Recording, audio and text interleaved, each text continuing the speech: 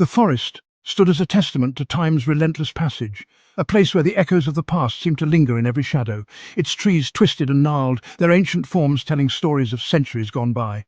Their branches reached out like skeletal fingers, as if trying to grasp the fleeting moments of time.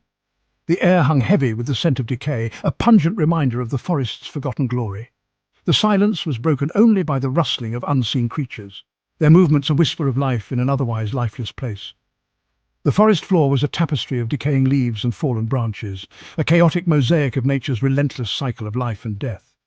The path ahead was swallowed by an oppressive darkness, a void that seemed to consume all light and hope. This was a place where hope withered and died, where dreams were suffocated by the weight of despair. The sun dared not penetrate the dense canopy above, its rays blocked by the thick interwoven branches that formed a natural barrier.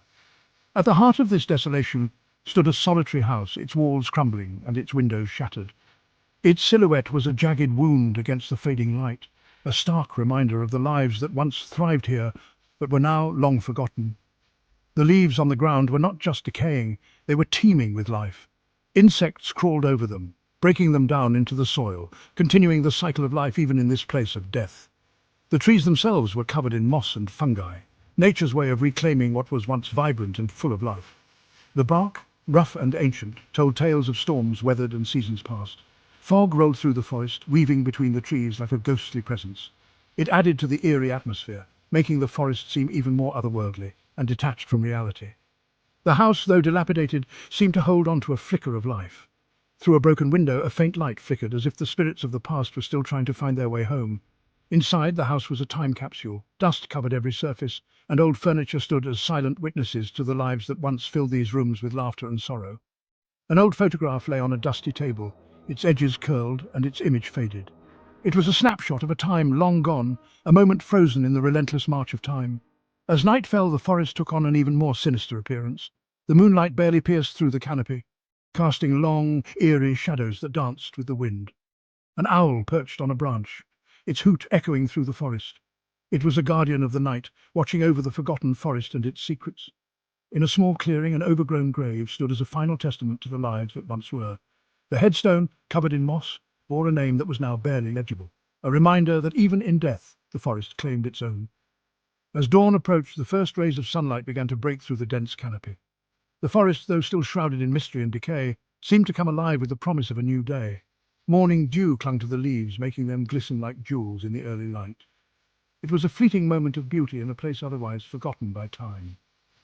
The forest, transitioning from night to day, stood as a silent witness to the passage of time. It was a place of forgotten memories, where the past and present intertwined in a dance of shadows and light.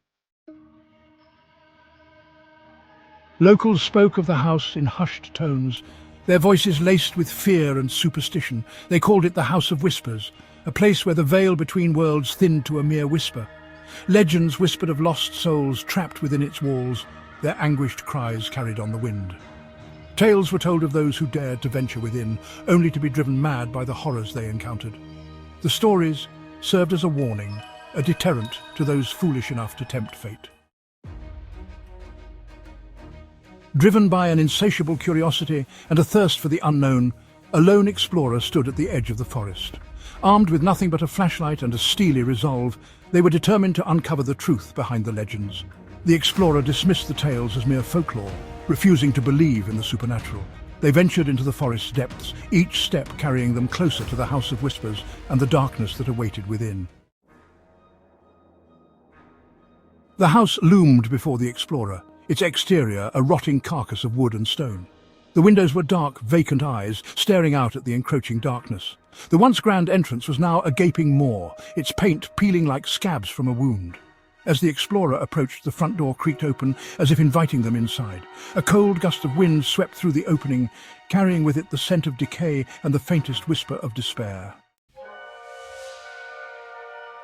Stepping across the threshold, the explorer found themselves in a realm of perpetual twilight. The air was thick with the weight of countless sorrows, the silence broken only by the sound of their own breathing. Cobwebs clung to every surface, and the floorboards groaned under the slightest weight. Each step was an echo in the stillness, a disturbance in the house's eternal slumber. The explorer couldn't shake the feeling that they were being watched, their every move scrutinized by unseen eyes. As the explorer ventured deeper into the house, the shadows seemed to writhe and twist, taking on menacing forms. The beam of their flashlight danced across the walls, momentarily illuminating grotesque shapes that vanished as quickly as they appeared. A cold draft sent shivers down the explorer's spine, and they couldn't shake the feeling that something was following close behind. The whispers grew louder, swirling around them like a chorus of tormented souls. Section 7, Faces in the Dark. The explorer stumbled upon a room, its walls adorned with faded portraits. The air was thick with dust, and the faint scent of mildew lingered, adding to the room's eerie atmosphere. Each portrait seemed to tell a story, a glimpse into the past lives of those who once inhabited this forsaken place. The faces in the paintings seemed to follow their every move, their eyes burning with a cold, malevolent light. It was as if the souls of the depicted were trapped within the frames, forever cursed to watch over the room. The explorer couldn't shake the feeling of being watched, a chill running down their spine with every step they took.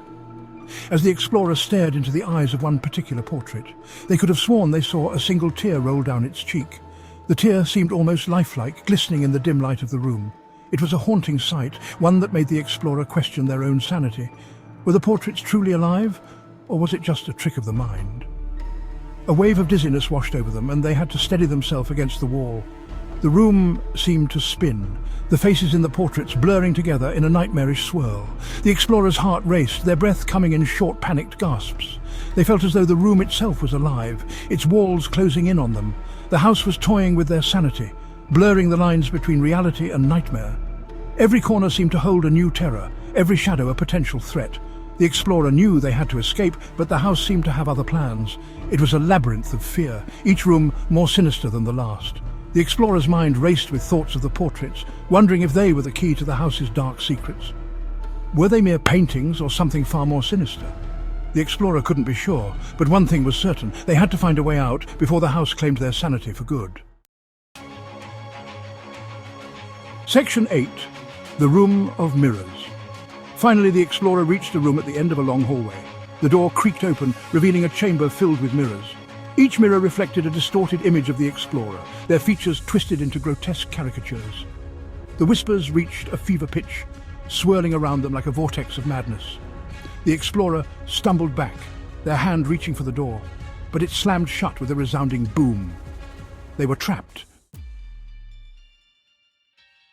Section 9, A Grotesque Reflection. As the explorer turned to face their reflection, they were met with a horrifying sight. The reflection in the mirror was no longer their own. It was a grotesque mockery of their former self, its features twisted into a cruel and malicious grin. The reflection reached out from the mirror, its long, bony fingers wrapping around the explorer's throat. They tried to scream, but no sound escaped their lips. The reflection leaned closer, its breath cold and fetid, and whispered, "You are home now." Section 10. Trapped Forevermore. The explorers' screams died in their throat as the reflection pulled them into the mirror. It was as if the very essence of their being was being siphoned away, leaving behind only an echo of their former self. The mirror, a seemingly innocuous object, had become a portal to a realm of unimaginable horror. The world around them dissolved into a swirling vortex of darkness and despair. Shadows danced and twisted, forming grotesque shapes that seemed to mock their plight. The air was thick with a palpable sense of dread, each breath a struggle against the oppressive atmosphere. It was a place where hope was a distant memory, and fear reigned supreme. They were trapped, their soul forever bound to the House of Whispers. This was no ordinary house, it was a living entity, feeding off the anguish of those it ensnared. The walls seemed to pulse with a malevolent energy, each creak and groan a testament to the suffering contained within. Ghostly figures flitted through the shadows, their eyes hollow and devoid of life, forever doomed to wander the halls in search of an escape that would never come. The house had claimed another victim, adding their torment to the chorus of lost souls within its walls. Each new arrival was greeted with a cacophony of wails and whispers, a symphony of sorrow that echoed through the corridors. The house thrived on this misery, growing stronger with each soul it consumed. It was a never-ending cycle of despair, a trap from which there was no release. The House of Whispers stood silent once more, its secrets safe within its decaying walls. The exterior, though crumbling and worn, belied the horrors that lay within. To the outside world it was just another abandoned building, a relic of a bygone era.